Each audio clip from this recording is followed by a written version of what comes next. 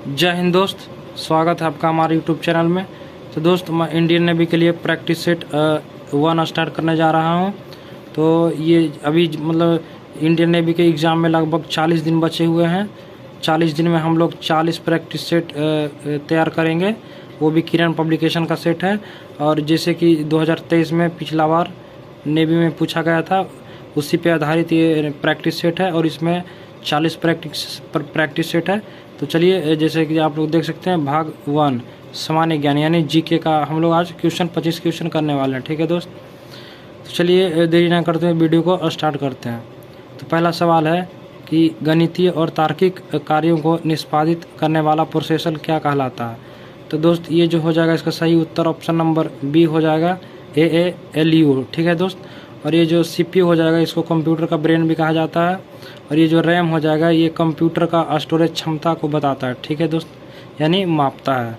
चलिए, आप लोग का दूसरा सवाल है कि लेटेराइट मिट्टी का विकास इनमें से किसका परिणाम होता है। तो दोस्त, इसके बारे में मुझे ज़्यादा नहीं पता है। इसका सही उत्तर ऑप्शन नंबर सी हो जाएगा, निच्छालन के कारण। ठीक है दोस्त, आप लोग का 3 नंबर सवाल है कि बंगाल में अस्थायी बंदोबस्त किस ब्रिटिश गवर्नर जनरल द्वारा किया गया था। तो दोस्त, इसका सही उत्तर ऑप्शन नंबर डी हो जाएगा। जब 1873 ईस्वी में जब बंगाल में जब ईस्ट इंडिया कंपनी आया था, तो उस समय का जो वहाँ का जो ब्रिटिश गवर्नर जनरल था, उसका नाम था कौन था वो, लॉर्ड कॉर्नवालिस। ठीक है दोस्त, चलिए, आप लोग का 4 नंबर सवाल है कि भारत में निम्नलिखित क्षेत्रों में से किसके द्वारा अधिक बचत की जाती है। यानी भारत में जितने भी कर मतलब आते हैं, यानी जितने भी क्षेत्रों में अधिक बचत की जाती है, वो मतलब भारत में वह किस क्षेत्र में सबसे ज़्यादा अधिक मतलब बचत की जाती है। तो ये जो हो जाएगा दोस्त, सही उत्तर ऑप्शन नंबर बी, घरेलू क्षेत्र में। ठीक है, चलिए, 5 नंबर सवाल है कि यूनेस्को विश्व धरोहर स्थल महाबोधि विहार किस भारतीय राज्य में स्थित है। तो दोस्त, इसका मैं बता दूं, सही उत्तर ऑप्शन नंबर सी हो जाएगा। ये जो यूनेस्को विश्व धरोहर स्थल महाबोधि विहार के मतलब ये जो बिहार राज्य के गया जिले में स्थित है। और गया जिले में एक महाबोधि मंदिर भी है, बनवाया गया है, जहां महात्मा बुद्ध को ज्ञान की प्राप्ति हुई थी। ठीक है दोस्त, तो पूछ देगा कि महात्मा गांधी को बिहार के किस जिले में ज्ञान की प्राप्ति हुई थी। तो दोस्त, सही उत्तर हो जाएगा गया जिले में। ठीक है दोस्त, वो भी निरंजना नदी के किनारे। ठीक है, चलिए, आप लोग का 6 नंबर सवाल है कि गर्म पानी अभ्यारण्य कहाँ स्थित है। दोस्त, अगर पूछ देगा कि गर्म पानी अभ्यारण्य एक है दोस्त, राजगीर बिहार में भी है, लेकिन वो छोटा है। लेकिन ये पूछ रहा है गर्म पानी अभ्यारण्य कहाँ स्थित है। तो सबसे बड़ा जो भारत में है, कार्बी आंगलोन असम में। ठीक है दोस्त, कहाँ है, असम में। तो इसलिए ये उत्तर नहीं हो जाएगा इसमें। ऐसे उत्तर दोनों सही है, लेकिन इसमें अगर ये है तो ये सही हो जाएगा। ठीक है, चलिए, 7 नंबर सवाल है कि ICICI का असंक्षिप्त रूप क्या है। मतलब इसका संक्षिप्त रूप नहीं, असंक्षिप्त रूप पूछ रहा है। ठीक है दोस्त, तो Indian credit investment corporation of India, ये सही है दोस्त। Industrial credit and investment corporation of India, ये दोस्त गलत है, क्योंकि यहाँ देख सकते हैं इंडस्ट्रियल, क्योंकि यहाँ लिखा है इंडस्ट्रियल, यानी इंडस्ट्रियल ये जैसे मूवी का जितना भी इंडस्ट्रियल है वो उसका नाम आ जाता है। तो ये गलत है, तो आपको लोग का सही उत्तर ये हो जाएगा। और ये भी है, ये बैंक का फुल फॉर्म ही है। ठीक है दोस्त, ICICI का बैंक का फुल फॉर्म है। ठीक है दोस्त, चलिए, आप लोग का 8 नंबर सवाल है कि निम्नलिखित देशांतर रेखाओं में से कौन सी रेखा भारत का प्रमाणित समय करती है, यानी समय बदलाती है। तो ये हो जाएगा सही उत्तर 82.5 डिग्री देशांतर होता है, लेकिन देशांतर पूरब ऑप्शन में दे रहा है, तो 82.5 डिग्री पूरब ही होगा। ठीक है दोस्त, ऐसे कभी कभी देशांतर भी पूछता है। ठीक है, तो यहाँ देशांतर भी लिखा हो सकता है, तो ऐसे भी सही हो सकता है। चलिए, 9 नंबर सवाल है कि अटल योजना यानी अटल पेंशन योजना APS के श्रमिक पर केंद्रित योजना, मतलब किस योजना के तहत अटल पेंशन पब्लिक को अटल पेंशन योजना दी जाती है। तो ये हो जाएगा दोस्त, सही उत्तर आप लोग का हो जाएगा वित्तीय योजना। क्या हो जाएगा, वित्तीय योजना के अंतर्गत सब लोग को, बुजुर्ग लोग को पेंशन दिया जाता है। ठीक है दोस्त, 10 नंबर सवाल है कि निम्नलिखित खेलों में से कौन सा खेल म्यांमार का राष्ट्रीय खेल है। तो जैसे मैं बता दूं कि ये जो गोल्फ जो हो जाएगा, ये गोल्फ है दोस्त, ये है रूस का राष्ट्रीय खेल है। ये जो इसका सही उत्तर हो जाएगा फुटबॉल। ठीक है दोस्त, यही मैं बता दूं कि भारत का जो है हॉकी है। भारत का राष्ट्रीय खेल क्या है दोस्त? हॉकी है। पाकिस्तान का भी राष्ट्रीय खेल हॉकी है। ठीक है दोस्त, चलिए आप लोग का 11 नंबर सवाल है, खाद्य और कृषि संगठन का मुख्यालय कहाँ स्थित है? तो दोस्त खाद्य और कृषि संगठन का मुख्यालय जिनेवा में स्थित है। और जिनेवा कहाँ है? तो स्विट्जरलैंड में है। ठीक है दोस्त, चलिए 12 नंबर सवाल है कि निम्नलिखित पुस्तकों में से कौन सी पुस्तक मुंशी प्रेमचंद द्वारा लिखित नहीं है? दोस्त मैं बता दूं कि ये जो कर्मभूमि है, ये कर्मभूमि जो है प्रेमचंद्र के द्वारा, मुंशी प्रेमचंद्र के द्वारा नहीं लिखा गया। बाकी ये तीनों के तीनों गोदान, गबन और गाइड, तीनों के तीनों इनके द्वारा लिखा गया पुस्तक है। ठीक है दोस्त, इनके द्वारा। चलिए 13 नंबर सवाल है कि नोबेल पुरस्कार प्राप्त करने वाले पहले एशियाई कौन थे? तो दोस्त इसका सही उत्तर हो जाएगा रविंद्रनाथ टैगोर। ये जो थे नोबेल पुरस्कार प्राप्त करने वाले पहले एशियाई व्यक्ति थे। ठीक है दोस्त, यानी एशिया के पहले व्यक्ति थे जो नोबेल पुरस्कार से सम्मानित किए गए। 14 नंबर सवाल है कि भीमबेटका यानी भीमबेटका किसके लिए प्रसिद्ध है? तो दोस्त भीमबेटका जो है वैदिक कालीन मंदिर के लिए, मौर्य चित्रकला के लिए, गुफा शैलचित्र के लिए, बौद्ध प्रतिमाओं के लिए। इसका सही उत्तर हो जाएगा दोस्त गुफा शैलचित्र के लिए। ठीक है दोस्त, और ये भीमबेटका जो है ये महाराष्ट्र में भी स्थित है और महाराष्ट्र में बहुत सारे गुफा भी हैं। ठीक है दोस्त, चलिए आप लोग का 15 नंबर सवाल है कि क्रिकेट के किस मैदान को क्रिकेट का मक्का कहा जाता है?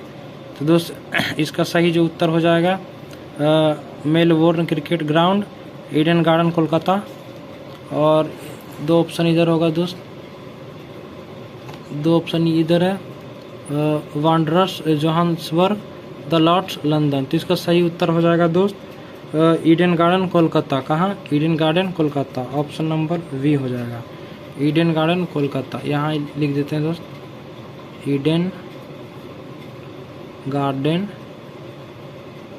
कोलकाता। ठीक है दोस्त, कहाँ? कोलकाता। चलिए 16 नंबर सवाल है, ये VVI क्वेश्चन कर सकते हैं, ये पूछा जा सकता है दोस्त इंडियन नेवी के एग्ज़ाम में कि NCC की स्थापना किस वर्ष हुई थी? दोस्त NCC का जो स्थापना है 16 अप्रैल 1948 को हुआ था। कब? 16 अप्रैल 1948 को। ठीक है दोस्त, डेट भी आप लोग याद रखें। चलिए 17 नंबर सवाल है कि डाटा या स्थान घेरने के अनुसार सबसे बड़े से सबसे छोटी श्रेणी में निम्नलिखित में से कौन संयोजित है? तो दोस्त ये मैं बता दूं फिजिक्स का ये क्वेश्चन है और इसका सही उत्तर हो जाएगा, जैसे दोस्त सबसे छोटा क्या होता है, जैसे हम लोग फ़ोन में चलाते हैं KB और MB, हम लोग KB MB ये दोनों GB तक हम लोग फ़ोन में यूज करते हैं। जो TB होता है दोस्त, ये TB हम लोग फ़ोन में यूज नहीं कर सकते हैं। TB का मतलब होता है दोस्त टेराबाइट। ठीक है, GB का मतलब होता है गीगाबाइट, MB का मतलब होता है मेगाबाइट, KB का मतलब होता है किलोबाइट। ठीक है दोस्त, तो जिसमें सबसे छोटा किलोबाइट होता है, उसके बाद मेगाबाइट, उसके बाद गीगाबाइट, उसके बाद टेराबाइट। ठीक है, तो ये टेराबाइट का जो उपयोग होता है ये टीवी वगैरह में होता है, बड़ा बड़ा कंप्यूटर में होता है। तो इसका सही उत्तर ऑप्शन नंबर डी हो जाएगा। ठीक है दोस्त, चलिए 18 नंबर सवाल है कि निम्नलिखित में से किसने बांधों को आधुनिक भारत के मंदिर कहा है? मतलब इन चारों में से कौन सा ऐसा व्यक्ति थे जो बांधों को मंदिर कहा है? ठीक है दोस्त, तो इसका सही उत्तर हो जाएगा option number B, Jawaharlal Nehru ने कहा था कि बांधों को आधुनिक मंदिर भी कहा गया है। ठीक है दोस्त, चलिए 19 नंबर सवाल है कि पेट्रोलियम के संचित भंडार निम्नलिखित में से कहाँ पाए जाते हैं? मतलब सबसे ज़्यादा जो पेट्रोलियम है वो मतलब इन चारों ऑप्शन के अकॉर्डिंग कहाँ पाए जाएंगे? ठीक है दोस्त, इसका सही उत्तर हो जाएगा अब शादी चट्टानों में।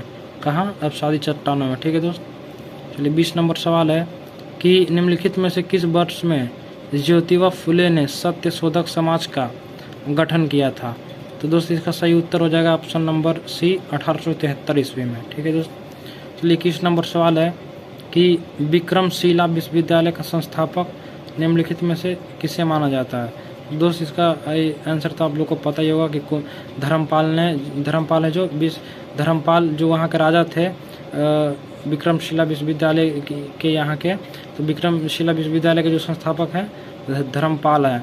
और मैं बता दूं कि नालंदा जो बिहार के नालंदा जिला में स्थित है, नालंदा जो विश्वविद्यालय है दोस्त क्या है, नालंदा विश्वविद्यालय का संस्थापक कौन है।